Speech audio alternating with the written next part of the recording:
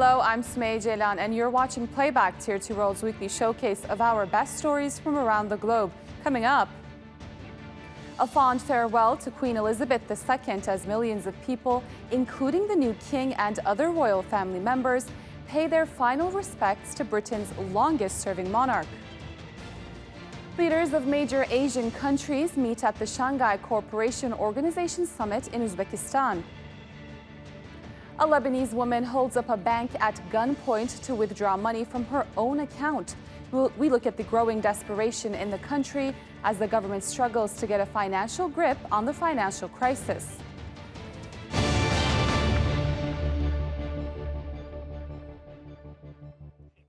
The coffin of Britain's Queen Elizabeth II is now lying in state at Westminster Hall in London. It was taken there in full ceremonial procession with King Charles III and other close members of the royal family following behind on foot. The coffin can now be viewed by members of the public until the funeral on Monday. Thousands of people have already been waiting for days to pay their final respects. Our Europe correspondent Simon McGregor-Wood reports from London.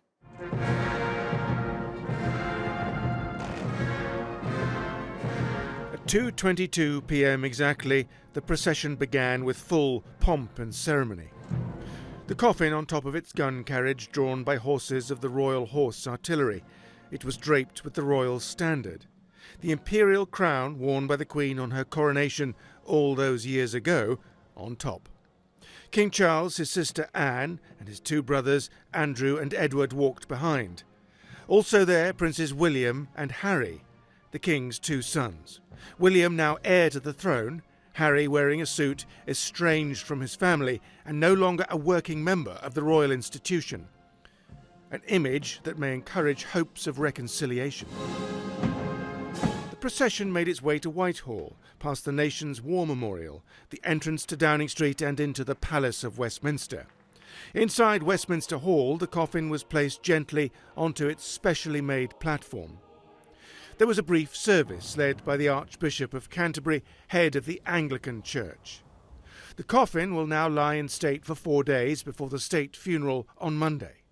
Members of the public have already been lining up to pay their last respects. On Wednesday, those lines grew and grew, stretching back along the banks of the River Thames.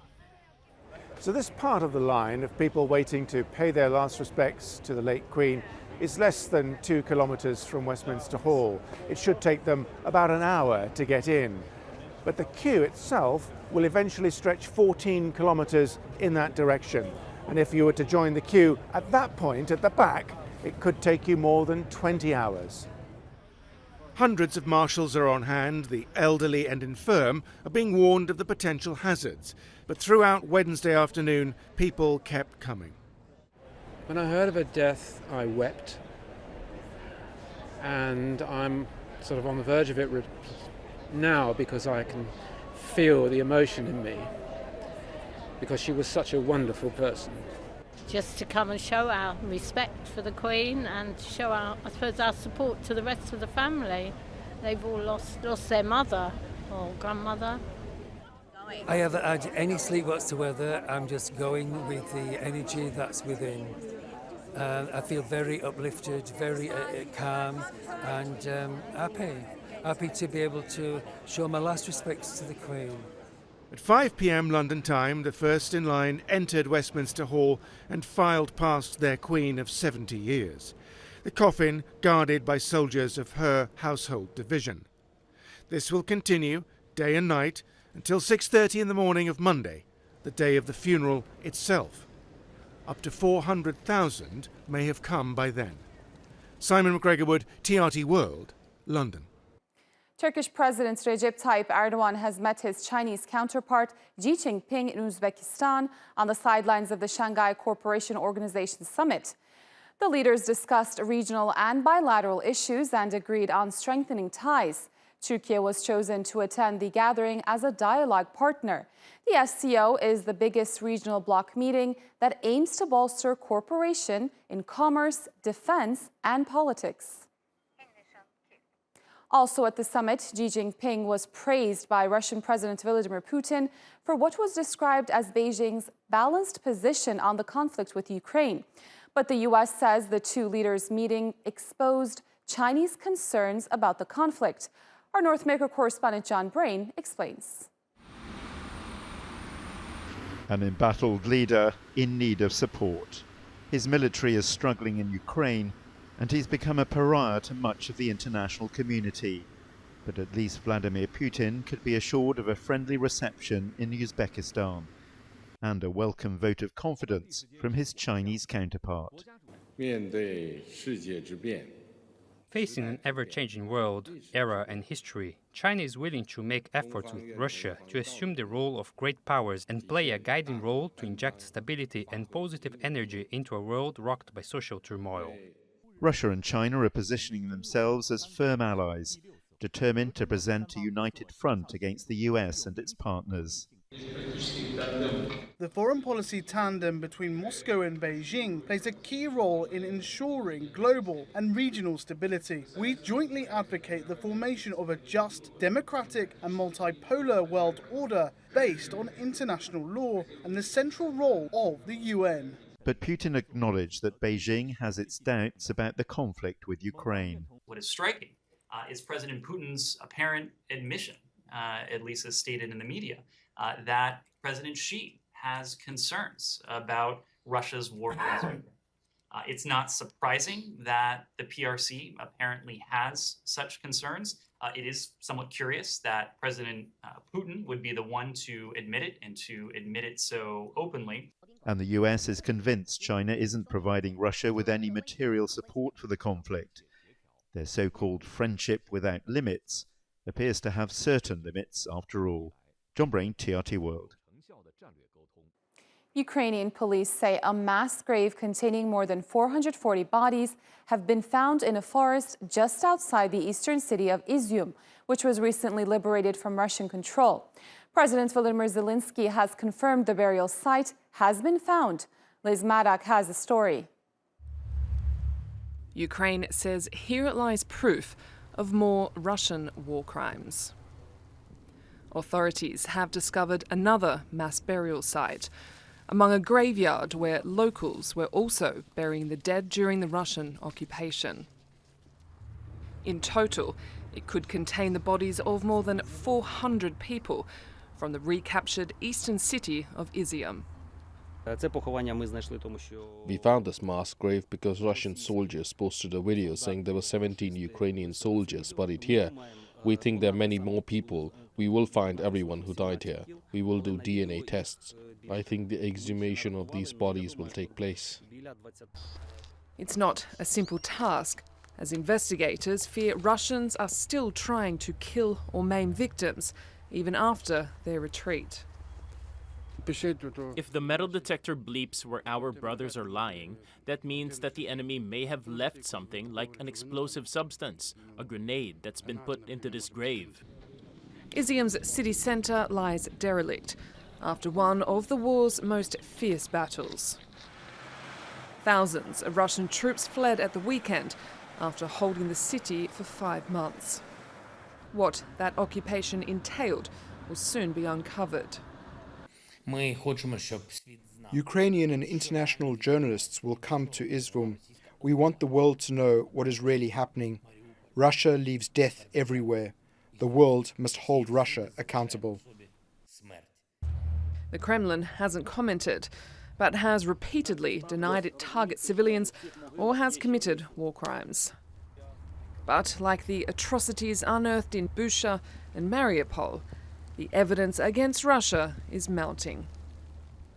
Liz Maddock, TRT World.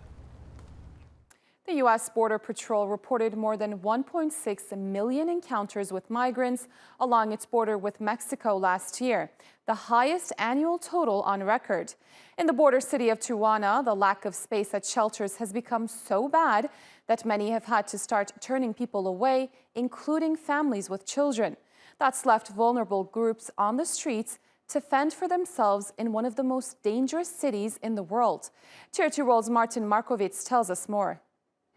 It's been a harrowing journey for Guadalupe Gonzalez. She and her 2 kids fled Guatemala to Mexico in order to escape the gangs that have overrun her country. Guatemala is a great country, but after receiving so many threats that they were going to kill our family, my kids, we had to leave right away. Penniless after being extorted by the Mexican authorities. Now, her family has to sleep on the street because there is not enough room in the migrant shelters in Tijuana on the U.S.-Mexico border. We're living on the street because we have no shelter, and we have no food because all of our money is gone. It's hard being a place you don't know. Earlier this year, the number of migrants waiting in border communities in Tijuana skyrocketed in anticipation of the end of Title 42, the Trump-era public health order that has been used to deport migrants back to Mexico. But although the Biden administration has rolled back some of former President Trump's strictest immigration policies, a federal judge has kept Title 42 in place. The confusion has made the number of people at the border swell. The migrants believe because the president is now Joe Biden that things will become easier, that they are going to let people into the United States. But it's just not like that, and now there are large groups of immigrants living on the streets. Jose Maria Garcia Lara runs a shelter just a few kilometers from the U.S. border. His shelter is now at capacity. He worries that many of these migrants that now live on the street will soon become targets of Tijuana's corrupt police force and criminal gangs. Tijuana has been consistently ranked as one of the most dangerous cities in the world. How is it possible that the authorities continue to abuse these people? Living here, you see all the problems these people face just because they seek a better life in the United States. Since the beginning of the year, Republican Texas Governor Greg Abbott has been offering migrants arriving in his state free rides to Washington, D.C. to protest the Biden administration's immigration policies.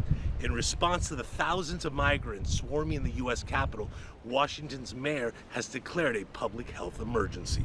Martin Markovitz, TRT World, Tijuana, Mexico.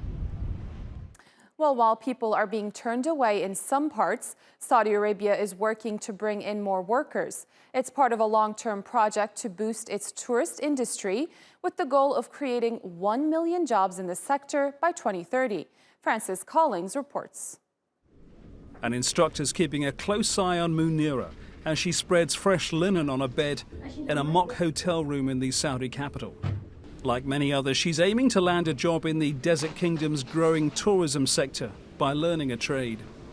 I was searching for lots of jobs in this sector, so I had the opportunity, and when I entered the institute, I wanted to expand the experiences I had before and to be employed in different places. I've benefited from the training, and hopefully I will continue. The state-run Tourism Pioneers program launched in June.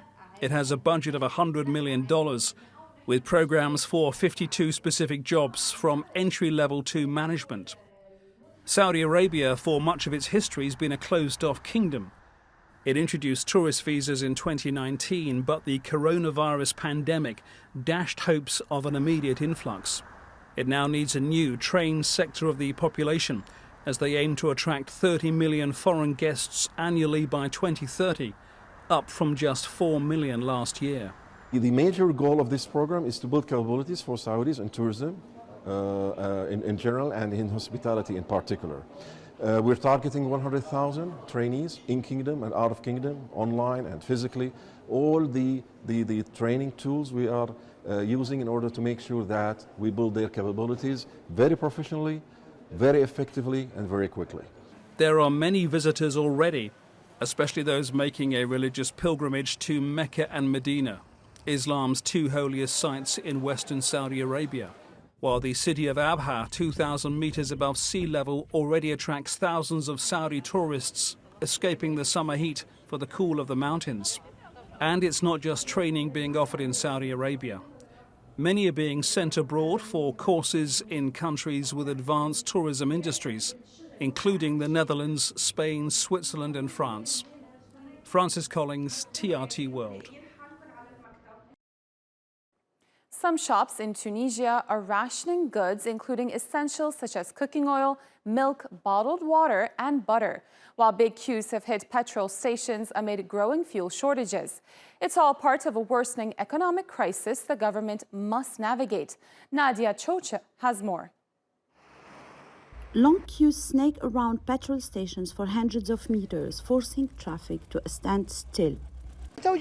We've been looking for fuel all morning, but couldn't find any, and the government has no solutions. The reason behind this is that the state has reduced the ratio of supply for stations for more than 3 weeks now, and we're facing a big problem to satisfy the needs of our customers. But we're not the only sector affected by this crisis. Food shortages are also worsening in Tunisia, with empty shelves in supermarkets and bakeries, adding to the discontent. Nothing is available in the country. No sugar, no milk, no coffee, no bottled water. Where to? The government is unable to satisfy the basic needs of citizens. How long is it going to take, or is it going to get worse? The widespread shortages are worse in poorer areas far from the capital, and small businesses are feeling the pinch. We are blocked. We cannot work anymore. We used to get 10 kilograms of coffee every day. Quantities now are reduced to 2 to 3 kilograms maximum, and no tea. I am buying sugar from supermarkets with very low quantities and a very high price. My business is deeply affected, and the problem is we do not know if there are solutions or not. The government has blamed the shortages on the global commodities squeeze and on domestic hoarders. Small protests have already taken place, and the head of the Tunisian General Labour Union has repeatedly warned in recent months of a revolution of the hungry. Tunisia's woeful finances and a trading system in which the state has a monopoly on imports of commodities such as coffee, sugar, tea, and rice. It buys the products either on credit or with its foreign currency reserves, then releases them to local markets, in some cases heavily subsidizing them. Many international suppliers have stopped trusting Tunisia and are demanding cash upfront for products and transport. The government denies that the country is in economic turmoil and having trouble to pay for imports. Many Tunisians fear that if the shortages continue, this could just be the beginning of a full-blown economic crisis. Nadia Shawash, TRT World, Tunis. In Lebanon, people are resorting to desperate measures to withdraw their money from banks. In Beirut on Wednesday, an armed woman tried to force staff at a bank to hand over money from her accounts. Now, it may sound extreme, but the action is part of Lebanon's broader financial crisis, which has pushed many families to the brink. Aksel Zemovich reports. With the help of a group of activists, this woman stormed the Beirut bank on Wednesday. She was demanding access to her savings to pay for cancer treatment for her sister and threatened to set the branch on fire. She has since left the country, reportedly with $13,000. Hostage situations and armed robberies like this have become increasingly common in Lebanon. A few hours later on Wednesday, an armed man stormed into a branch of Bankman in the city of LA, demanding his savings. After being given some of his money, he reportedly handed himself into police. And a few weeks ago, another man held people hostage in another Beirut bank. He was attempting to withdraw money to help his ailing father. Such incidents sparked support from crowds on the streets and on social media, exposing widespread anger over the strict rules on people's bank accounts. In 2019, Lebanon's economy collapsed and the government defaulted on foreign debts. The Lebanese pound suffered a major blow, losing almost 90% of its value. In a response, banks adopted informal capital controls, independently setting their own low monthly withdrawal limits. It means depositors can only pull out their dollars in the local currency at an inflated rate. And economists say a lack of government action led to the disaster. The government is doing absolutely nothing. Up till now, they haven't presented an economic rescue plan. They haven't presented any concrete plan to solve the problem. I think the solution is that the government present a real plan. You know, I mean, the fix the dollar rate once and for all, apply the capital control, cut waste and spending, lift all subsidies and so on fuel, on gasoline and electricity. Many Lebanese people are facing dire situations because they cannot access their money easily. Years of corruption and economic mismanagement have eroded public confidence in Lebanon's institutions. And critics say it's likely to push more people to start taking matters into their own hands. William Ruto has been sworn in as Kenya's 5th president after his narrow election victory. There were fears that the contested result would lead to similar violence seen after past votes. But the peaceful transfer of power has brought hope for a new chapter in the country's tense politics. Kübra Akkoç reports. The dawn of the Ruto era. After a hard-fought campaign and a tight race, William Ruto has been sworn in as Kenya's 5th president. I assume as President of Kenya, of the Republic of Kenya, do swear that I will be faithful and bear true allegiance to the Republic of Kenya. Ruto's victory was contested by his closest rival, Raila Odinga, who had been backed by outgoing President Uhuru Kenyatta. Beaten by only around 200,000 votes, Odinga said Kenya's election body did not conduct a free and fair poll, allegations dismissed by the country's Supreme Court. Now Ruto has a daunting task to lead his country, an economic and political powerhouse in East Africa, but it's facing a once-in-a-generation drought, inflation at a 5-year high, and more than 5 million young Kenyans are unemployed. The 55-year-old former deputy president casts himself as a champion of ordinary Kenyans who are trying hard to make ends meet. And today, I want to thank God because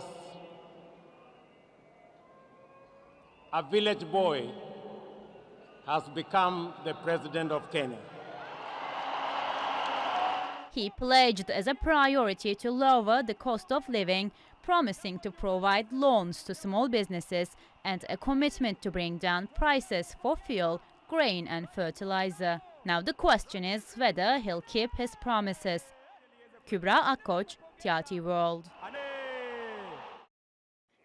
Pakistan's Prime Minister has vowed to compensate those who lost their homes and crops in the country's worst ever floods to ensure they can rebuild.